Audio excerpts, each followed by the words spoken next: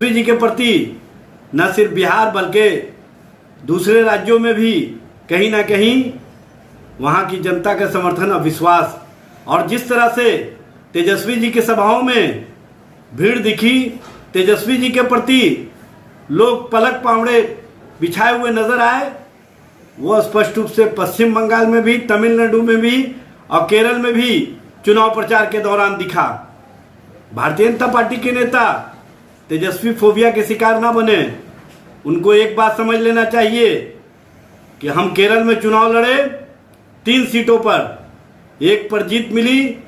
2 पर हम runner up रहे, और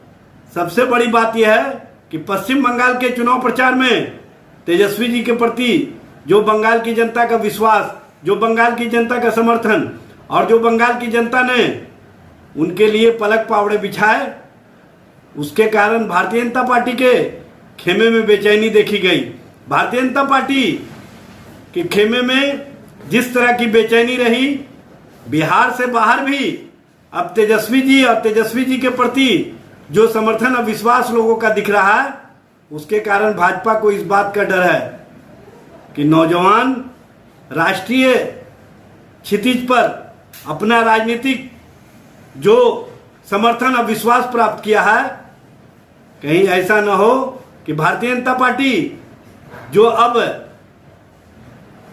भारत झाल मुड़ी पार्टी के रूप में जानी जाने लगी है, वो झाल मुड़ी ही खाते रह जाएंगे और देश की जनता 2029 में बिहार से ही नहीं बल्कि देश स्तर पर इंडिया महागठबंधन को पूरा विश्वास और समर्थन देने का काम करेगी।